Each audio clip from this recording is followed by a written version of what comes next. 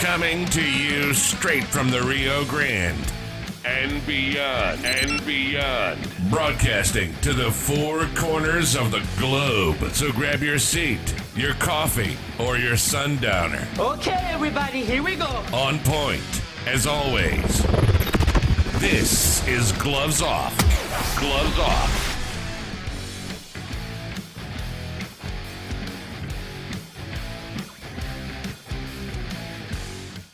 We're back at you in Gloves Off. I'm Professor Buitrón. I'm talking with Professor Roberto Torres.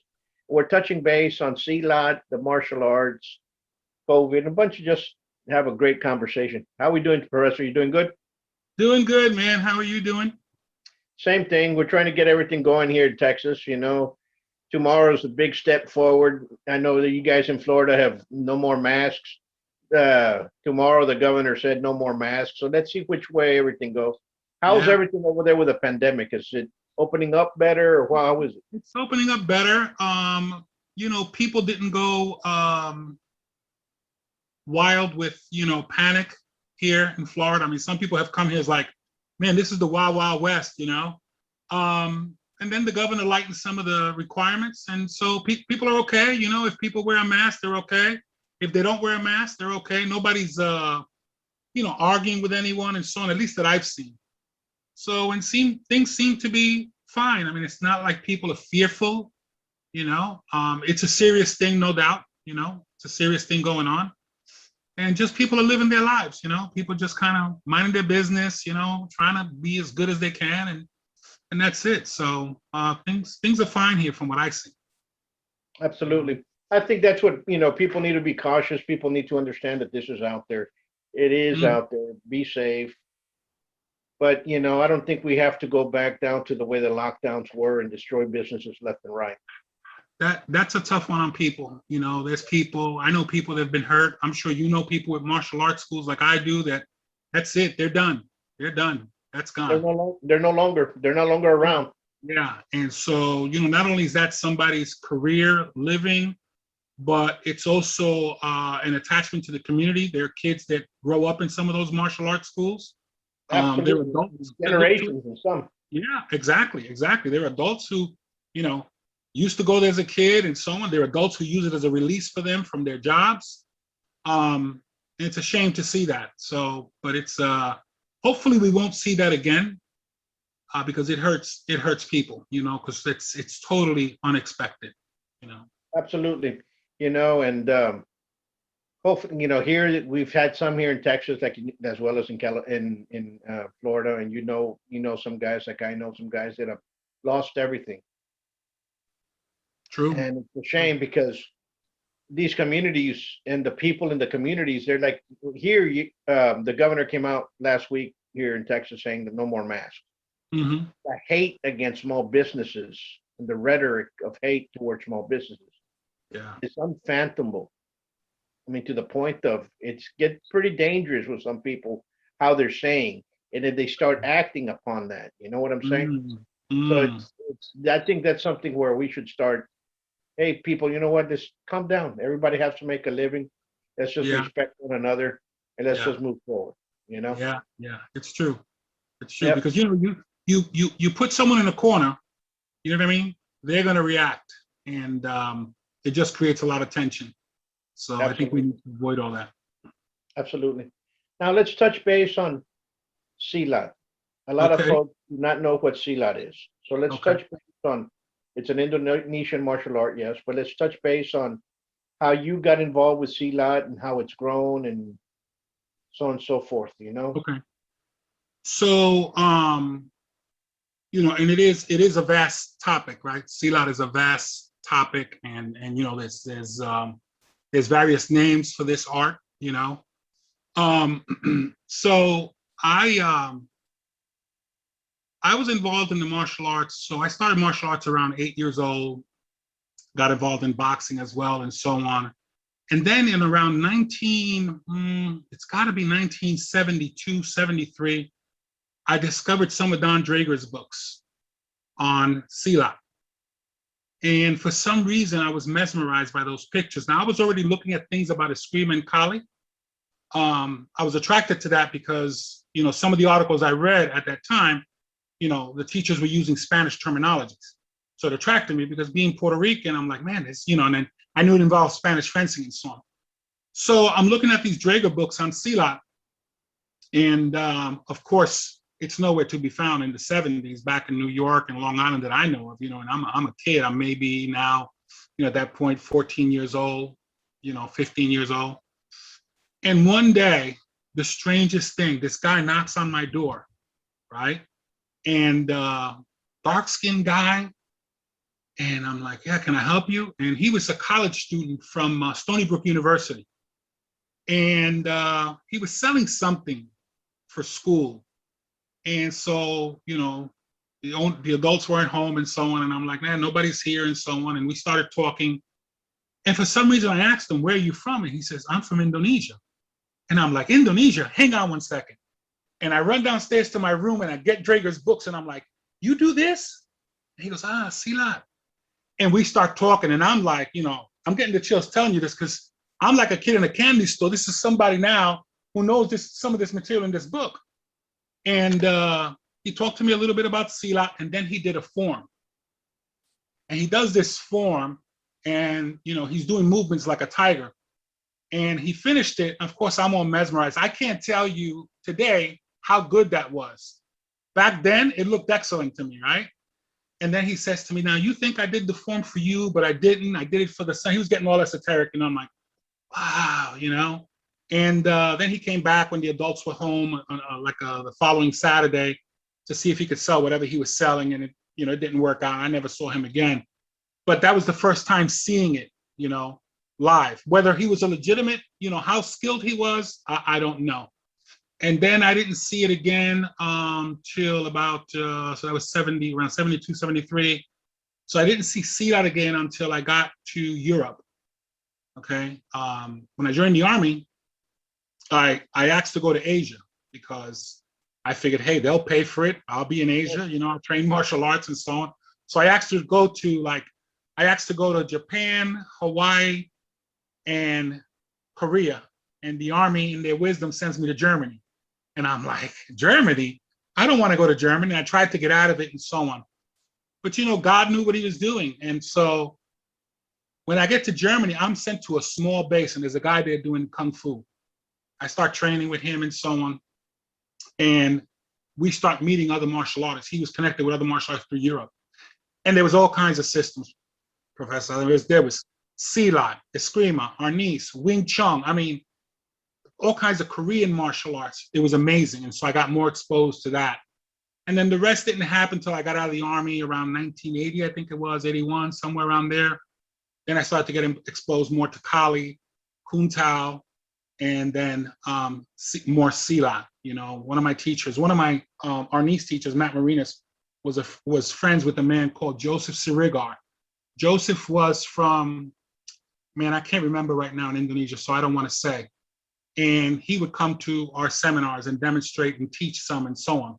And so that's how I started to get exposed to it until years later when I met Willem Dutours, because my exposure mainly was through Filipino martial arts, and then Kuntao through Professor V, and so on. So the Silat, I didn't start Silat till about, I think it was 1991, when I met Willem Dutours. Bob Orlando was my connection to Willem Dutours. And I didn't know how much Silat, Uncle Bill knew or not. Because mainly I wanted to see, Kuntao. And, he exposed me to, a lot of Silat and, some of the Sarak that they do and so on. And so from there, I just continued, training in different Silat systems, trained with Jim Ingram, so those were my exposures to Silat, along with some Indonesian friends that I had that do, one time was doing a particular system called Jati Wisesa. He does a different system today. And I had another friend who lived in New York who was doing Peresadiri, which was interesting to watch. So, yeah.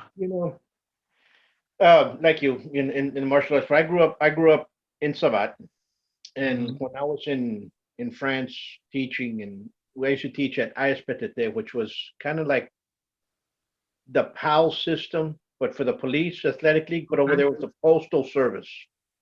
So the postal services had their own gyms, and I was a monitor of the Boxe Française club of ISPTT Chadron, and there you had like 15 different martial arts styles, and everybody high five you when you walked in. From all the boxings were there, some from American boxing, which is our full contact, to kickboxing, to Thai boxing, to Savate Boxe Française, to boxing, regular boxing, several different types of karates that were there. You had something called, and I would always pass by and read it. It said Pencak. Yeah. Indonesian Pencak. And I go, what's a Pencak? And anyway, and you had some Sikhs that did Gata. He was a doctor. Yep. And we had a demonstration at a metro, and everybody had to go over there and I had to take my club and show what we were doing, and I'm sitting down there. And that's the first time I saw what Pencak was. They wore a sarong with black pants with a blue top, and they wore like a little, not like a beret, like a little hat.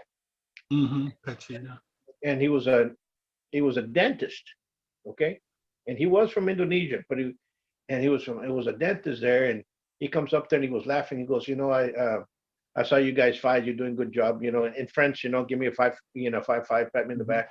Then I saw him work out, and it was very, very intense, very, very quick, but it was nothing to what I saw with the Detours, with William. It was more like what William does, but they were banging on their forearms and banging with elbows, and it was very short, quick bursts, Yeah. So that was the first time I ever saw it. Then after that, it was kind of just dissipated in the thing. I came back. I was teaching in Dallas, and every so often you'll see an article come out on Penjak in a magazine or so, or somebody will talk about Jeet Kune Do. They do this and they're doing that. So will come around, and then of course and then when I met Victor the Tour, back Vic, and I think Silat is an excellent martial art for anybody when they can find it, study it, and train it. And I'm glad that you're out there in Florida, and there's others out there in Florida doing an excellent job. And it's an art for preserving. And I think what it means is to keep on moving forward. Yeah. Keep on moving forward. True. And a lot of people think that Silat's strictly blade, but a lot of Silat is empty hand. Can you explain that? So when we speak about Pencak or Pencak Silat, so actually let me go back a little bit, because in the olden days, before it started to get organized, depending on the region in Indonesia I'm going to speak about Indonesia for now, where it came from, some groupings of people may call it Pencak, right? And others called it Silat. Originally, it was not Pencak Silat. When the organization of IPSI came about, that was either 41 or 51. I'm thinking it was 1951. To please all the different teachers of it, okay, the term was combined, Pencak Silat, and it has stuck, Pencak Silat. But for example, I have friends from Bandung, West Java, who call it Pencak, right? That's it. They don't say Pencak Silat. They don't say Silat. They say Pencak. So some systems are known for their, hand techniques. Some are known more for their bladed techniques. Some in central Indonesia can be known for ground fighting. But we should not, through my experience, we should not restrict those characteristics to those regions, because sometimes there may be someone from West Java who fights on the ground. You know what I mean? Because, it's interesting, Professor, in researching martial arts, Chinese martial arts, which is where Kuntao originates from, and so on. Sure. There's always been people creating and putting together systems. You know what I mean? you may have a particular mantis system that we know here in America that's popular, right? But then you go to China and there is a family that has their own version of that mantis system. You know what I mean? And it'll have varieties. And the same thing happens with Penchak and with Silat and Mainpo and these other arts that exist out there as far as Indonesian martial arts go on. Of course, Kuntao is also practiced in Indonesia. And also, of course, they have, depending on the region, they may call it Silat Kuntao as well. So they all do have weapons. I particularly, in my years of study, have not seen a Silat system that doesn't have weapons of some type. Some will just emphasize it more than others. You know what I mean? It all depends. And so one weapon that's become popular here in the US, of course, I'm sure you're familiar with it, is the karambit. It's not as popular in Southeast Asia as people think it is, and as popular it's become here because now it's become the nunchaku or the nunchuk of martial arts here in America. And yeah, and you're right. There's certain things that all of a sudden become fad here that had nothing to do over there with it, or they did it, but it was not something that was popular. Yeah, it's not. In some places in Southeast Asia, it's illegal. If they catch you with one, it's illegal. You're going to get arrested. So it's not as popular as people think. And it's always interesting to see the interpretations of those things outside of their native realm, right? For example, we see a lot of twirling with the karambit in America. It's not really a twirling weapon. You understand?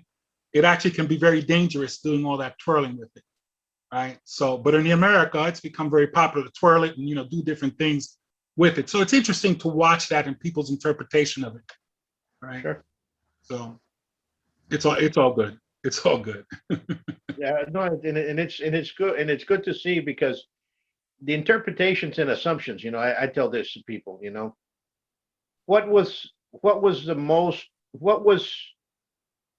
the movie or a program or book that sprung all the history, philosophy, and traditions in martial arts schools in America?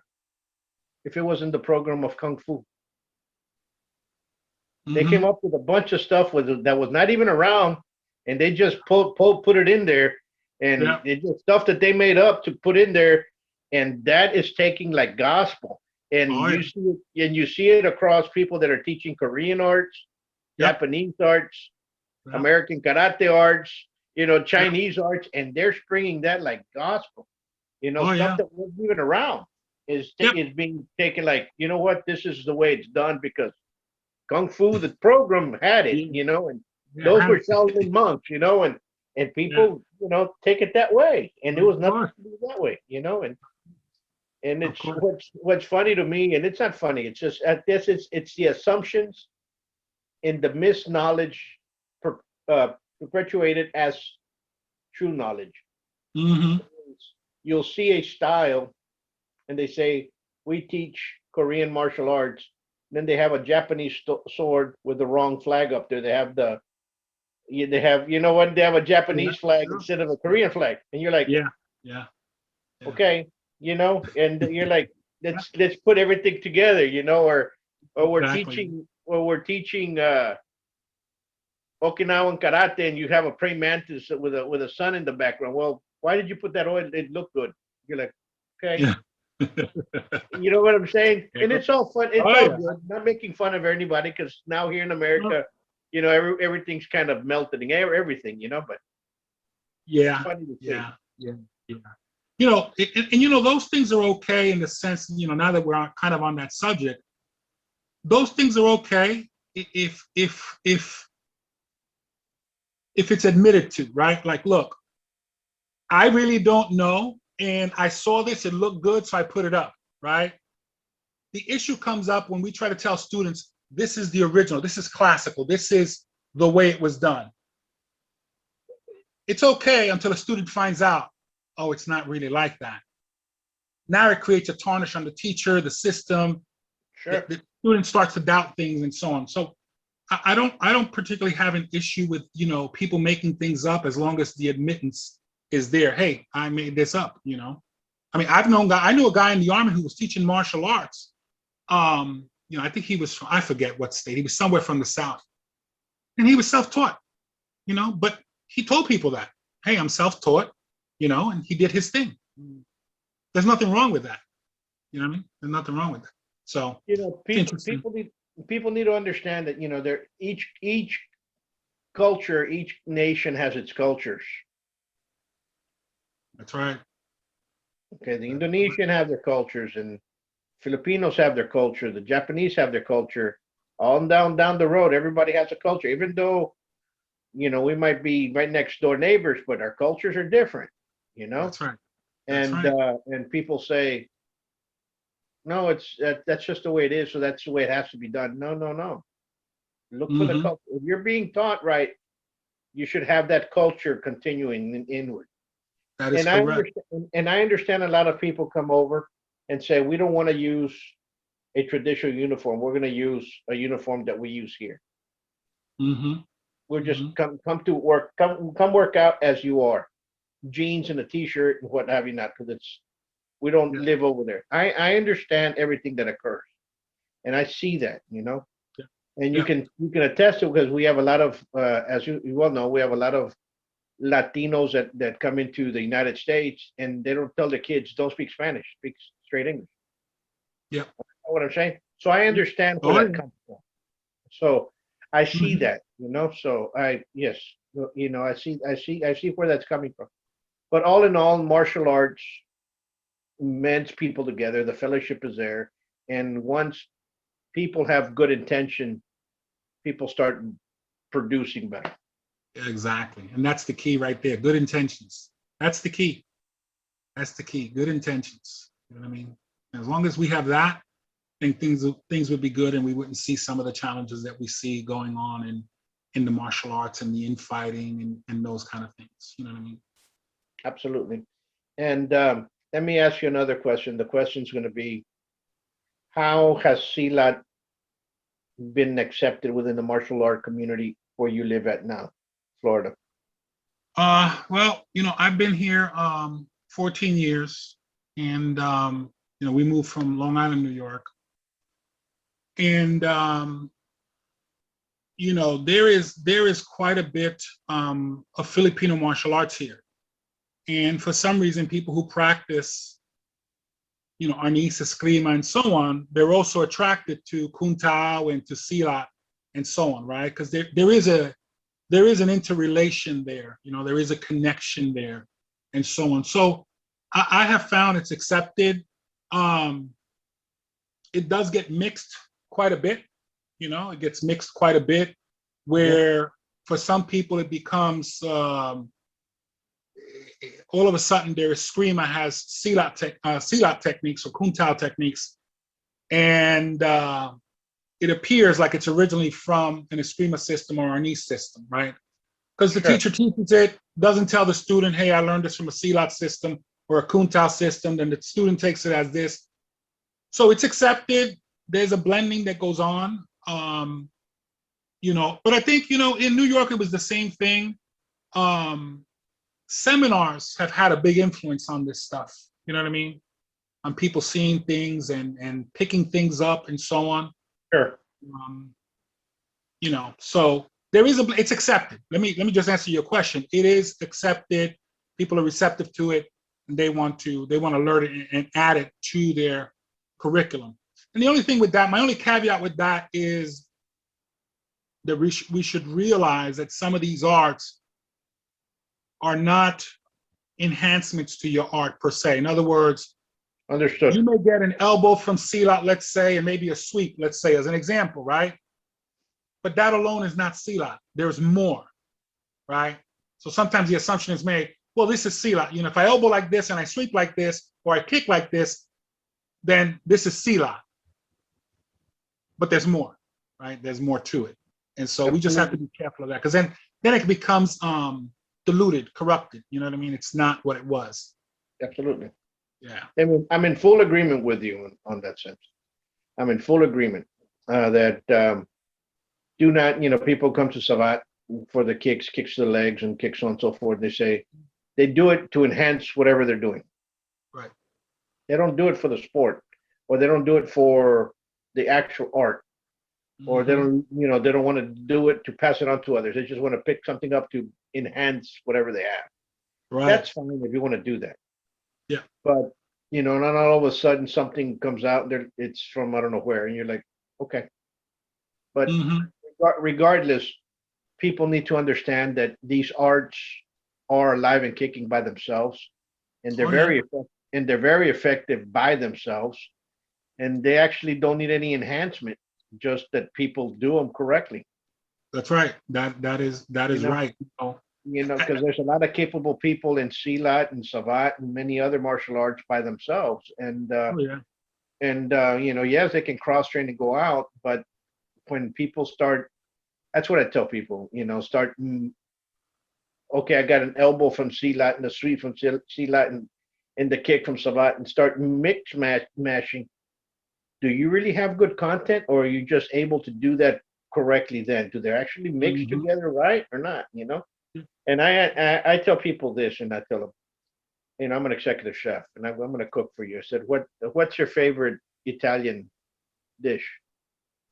People say lasagna. Okay. What's your favorite Cajun dish? And they say, oh, gumbo. Okay, gumbo. What's your favorite Mexican dish? Enchiladas. And they go on. And I said, if I get all that and throw it in a pot together and swirl it around and then put it on your plate, would you eat it? More likely you won't. Yeah, they won't. That's right. In fact, I'm pretty sure that your dog might not eat it. So you know what I'm saying? So when you look at it that way, that's exactly what happens with martial arts. Some of these martial arts are good by themselves, but once you start going offshooting them, it doesn't flow good. You can get in trouble. You can, because there has to be a certain congruency. You know what I mean? For example, certain Silat systems, certain Kuntao systems are designed to work from a particular range. You know what I mean? So for example, if you were to add, let's say someone was to add kicks of Savat or Taekwondo kicks or kicks from Korean martial arts, it's not going to work out well. No. You know what I mean? It's not going to work out well. You can force it, but it's not going to work out well because it takes a lot away from, so you tell me, I'm thinking a Savat player, or even let's say someone from Korean martial arts, if they really trained well with their kicks and that's what their art emphasizes, that's what they want to use. And so they want to stay at a particular range, right? So if I add those kicks and I want to use now this Silat system that works close, or this Kuntao system that works close, then I have to force that because the kicks kick me here, but I have to be here to use that other part, right? So we can find that we may force it, as opposed to if there's a congruency, because here's my belief, Professor. Your art, you do Savat, okay? I do Kuntao and I do Silat. I also, and I do Scream and so on. But let's just say Silat for now. Whatever Silat system I practice should have the answer for everything. You understand? I don't know if it's necessary to train outside of something else, right? Because the masters I've met in these arts, and some of the Chinese masters I've met in Southeast Asia and so on, their arts have a lot of solutions for a lot of things that go on in a self-defense situation. You know what I mean? So I don't know if the studying of grabbing different pieces is a better solution for someone than saying, okay, this is my art, these are the techniques, these are the tools, I have to learn how can I use these tools in these different scenarios, right? In these different scenarios. So, I mean, if someone were to grapple a Silat, a legitimate Silat player, or a legitimate escrimador or so on, most likely a blade's going to be pulled, right? Sure. That's going to be their answer to grappling, right? Most likely, right? And you have to realize one thing. You have to realize that there's martial arts that are combative. Yes. There's martial arts that are fighting arts, pugilistic fighting arts. And then Yeah. there's arts that are self-defense arts. That's right. And people need to understand that very, very well. I agree. A self-defense art will get you out of a self-defense situation. Many times it'll get you out of a self-defense situation and put you into a fight. Difference, right? Difference. You know, and once that happens, and if you don't know how to fight, well, there's only so much you're gonna do. Only And so much. that's the difference. And then if you get, and then people say, well, what's a combative situation? Now you have blades come out there or what have you came out there. Well, a self-defense system would say, well, we defend ourselves against knives. Right? Yeah, probably so. You should, but that doesn't mean you can use a knife. So if you can use a knife and defend yourself against a knife, might be two totally different entities. So you have to look at all that, you know. And then people would say, "Well, I can fight as well." Yeah, no, we throw punches and kicks. Yeah, but if that's all that person does, he's gonna eat your lunch. And I don't care what rank you are, he's gonna go over. Yeah, yeah. Okay, he understands distance. He respects a punch. He understands what it is when you get hit or kicked. You know, he does that day and night. You know, that's what I keep telling people. People say, you know, my son's a black belt. I'm going to use this. My son's a black belt in whatever system, you know, chopping block school from the corner. And he got in a fight with a Golden Glove boxer. And, you know, the guy just beat him up, of course.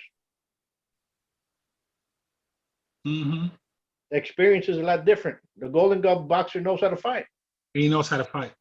He's seasoned to be in there. Even though your kid might be a black belt at the same age level, it's not the same seasoning. Right. Now, if you get that black belt and he's 30 years old and the boxer did boxing when he was in high school and he hasn't practiced for 15 years, you know, he quit right after high school and he gets a bag at home every so often after he has a couple of beer. And then he's going to get into a fight with some guy that's actually sparring and been the track longward. More likely the guy that's 30 years old that's been doing it since he was 10 is going to beat that boxer up. Even why? That boxer stopped. Yeah, that's right. He no longer practices his art. That's right. He's no longer practicing. He thinks he still has it, and that's the problem. Yeah, exactly. Yeah, no, you're right. Yeah, you're right. Yeah, and that happens. That happens. You know what I mean? It happens. Yeah, well, you know, and you have to be training for what you're going to be training for.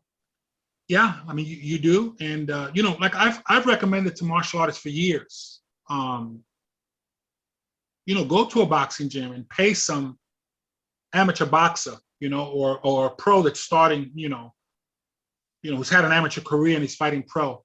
Give him $10 a round and tell him you want him to box and you're going to use your art.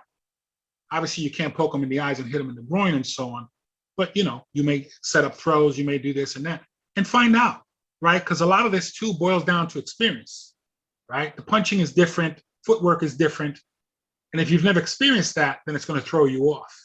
You know what I mean? It's an interesting conundrum, and you know, it's funny because I coached boxing for quite a few years. I boxed for a long time, and boxers have a funny perspective of martial arts. You know, like they look at it and go, "I would never punch that way." You know, is the way they see it. Like I would never throw punches that way because they're used to throwing from what they do. You know what I mean? So they look at a martial artist and go, "Yeah, I would never punch that way. I would do this and I would do that." You know, until they get hit with one of those things, it can make a world of difference, you know. So no, you're absolutely correct. So, you know, a lot of people need to understand where you're at, and it just takes that for when students go out there, because there's going to be a lot of folks out there listening. When you're training out there, train with people that are actually good. If it's going to take you 45 minutes to go to the other teacher down on the other side of the city, take the extra 45 to an hour drive. Do it. Go learn from somebody more that is, you know, bone roller. There's not that many out there left. but there's still some out there. Look for one. Mm-hmm. Yeah. Look for somebody that has that reputation, and start from the basics and move on up. Exactly. Start from the basics and move on up. It's interesting to watch. When I trained, Professor V, I don't know if you've heard of him before, but Professor V had a very interesting way of teaching. Most of the people that came to study with him already had backgrounds. They were black belts, 3rd, 4th, 5th degrees, 6th degrees, and so on. And the way he taught you was he would look to enhance what you had, right? So he would show you a technique. He would show you, okay, let's say technique 1, 2, and 3. And then he would stop them. Then he would say, now add what you know from there, right? So, he give you 1 and 2 and go, okay, you add what you want from there. What's yours? So then a guy, if he does Shotokan, he breaks into Shotokan. If he does Wing Chun, he breaks into Wing Chun, right? And so those guys got a certain perspective from him. But then there were those of us who I didn't want to go there and practice what I already had trained. I wanted to learn what he had. Sure. So when he would have me do that, I would ask him, well, Professor, how would you follow up from here? And then he would do his thing and I would watch that and look to capture that, Sure. But that was his teaching philosophy. He felt, you have something, I'm just going to add to it. If you want to learn more of what I have, I'm willing to teach it to you, but I'm just going to add to what you have. Absolutely. And so it brought people to believing they learned everything he had, but it wasn't that way because he was enhancing what they had with what he was giving them. You know what I mean? And there's a difference, but it helped martial artists take their thing to another level, because Professor V didn't mind if somebody took material and used it in their art. And if they gave him credit, they gave him credit. If they didn't, they didn't, Sure. So he was an interesting man to watch and see the way he taught martial arts. Absolutely. And there's instructors that way as well. And where I learned that? I learned it in boxing. Mm-hmm. In boxing, you have trainers that will get you to the regional Golden Gloves. But if that trainer tries to take you to the state, maybe not. Mm-hmm. But if you do make it to the state, there's probably already a state coach that you're going to be under that's going to take you to the nationals. That's right. And believe me, if you make the nationals and you get put into the Olympic team, well, guess what?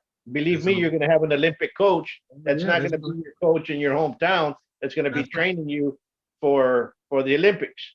That is correct. That's exactly how it works. So you start getting enhanced, and you see that in boxing, you see that in savate, especially in France, but you don't see it here with a lot of martial arts. Yeah.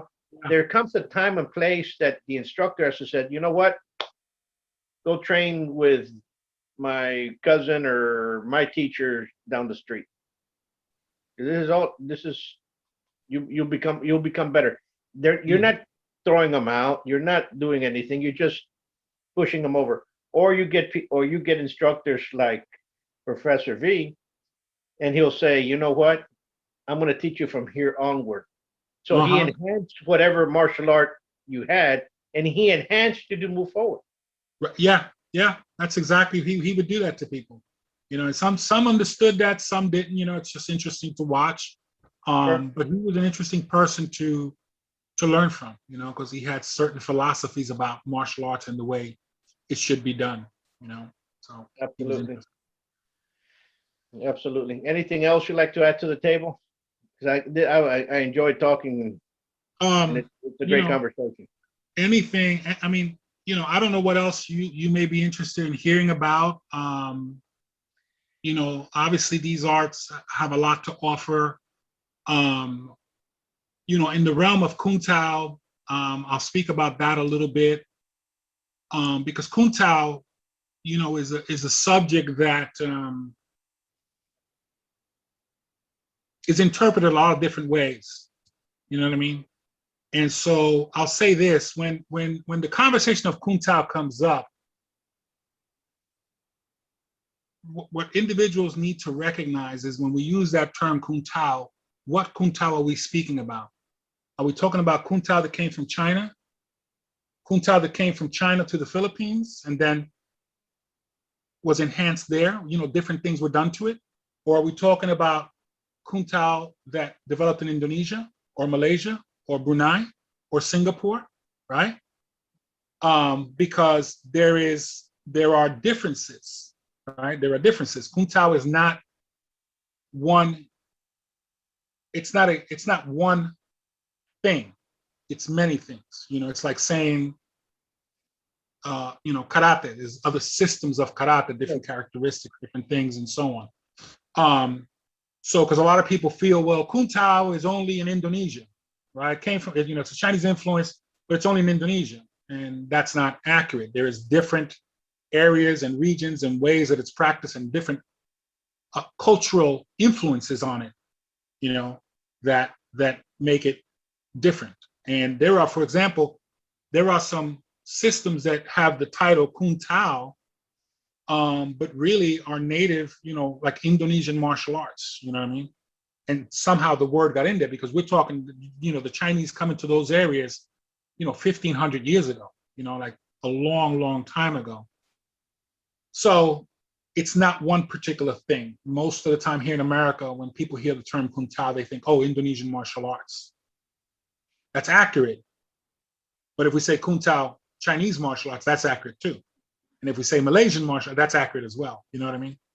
So it will vary per subject and what it is and what in particular is being addressed. Absolutely. You're absolutely correct. And I think people need to understand that. And it moves forward, Yeah. I would associate that with Kempo. You got Chinese Kempo, you got Japanese Kempo, Hawaiian Kempo, American Kempo. That's right. And it's not the same thing. Parker went off and it's a total different animal than. Yeah. That is right. That is right. I've had the privilege of meeting some Chinese martial arts grandmasters from Hawaii. Some of them were Kempo practitioners, and their Kempo is very, very Chinese, very, where I've seen other Kempo that's more, you could tell has more of a Japanese influence on it, you know what I mean? Yet it's Kempo, it's still Kempo, right? Still Kempo. You even have, because I had one of these guys attend one of my seminars years ago, Shorinji Kempo, and they're interesting to watch. Yeah, interesting to watch, because the way they hold their hands, when you throw them, they're looking to land on their feet, It's Kempo. I mean, it's still Kempo, but it's a different Kempo. And it's a good art. And then people say, yeah. And if you can find, I tell people this, if you can find some Shorinji Kempo, true Shorinji Kempo, train. Yeah. Oh yeah. Make a class once a week. Go learn cross training. Yeah. There's nothing wrong with cross training. It enhances. No. You don't want to see something for the first time in the street. That's true. That's true.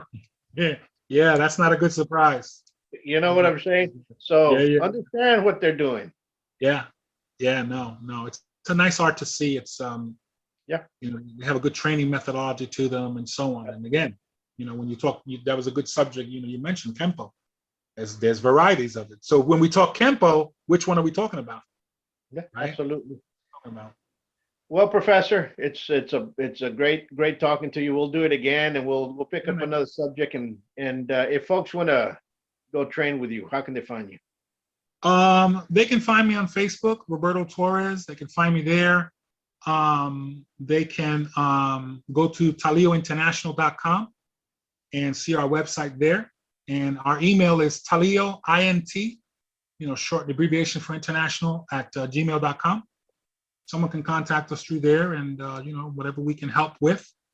We have some things planned that we're looking to do in the future as this thing goes away, So yeah, people can feel free to reach out. And if I can help in any way, I'd love to.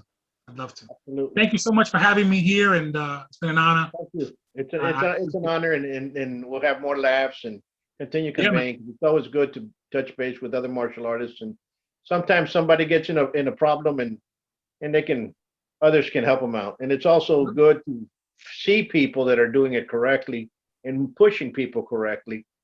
And they can call and say, you know what, I'm over here in Florida, you're either by this person, this person, this person, to this person. Go look them up. That's right. Exactly. That's the way it is. Folks, we'll leave you with this one. Be safe. The pandemic has not left us. Use your judgment. And if you see people not wearing masks, it's their own free will and accord. Let them do what they wish. Till next time, peace.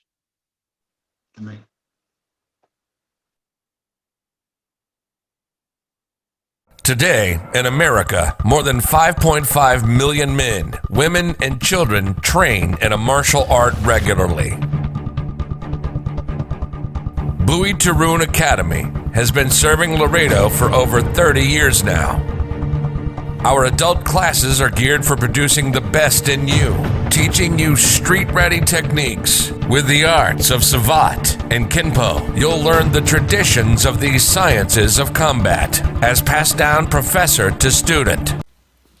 Hello everybody, my name is Senior Grandmaster Alfredo Bandalan, owner of BDP, Bandalan the Paris. I'd like to say a few words on Grandmaster Paul Buitron. He's a man of great integrity, a man of great knowledge of martial art. He's a master of Sabat and master of Eskrima. He's a man that can help you to become what you want to be. He's a man that teaches people how to be somebody in life, how to work the world, how to be happy in this world. He's a man that I can say holds many integrity as well as in martial art. But I'd like to say this man has a radio station that's hunting all over the world. And he works with all kind of people, all walks of life. All I want to say, that Paul Buitrón is a man that can help people to be somebody in life. I'd like to say aloha, thank you. I am Grandmaster Michael Duran of Original Huron Eskrima Federation here in Vallejo, California. Professor Paul Buitrón is an accomplished martial artist who has developed an understanding that as a caretaker in our martial arts, it is his responsibility to keep the art alive and in depth. He acknowledged that it is the students that give the art life. I hold his friendship and his continuing accomplishments in the art in the most highest regard. Thank you. Come train at the best kept secret of Laredo. Give us a call for your free evaluation at 956-401-4868 or check out our website at savat.biz. Follow us on YouTube and Facebook.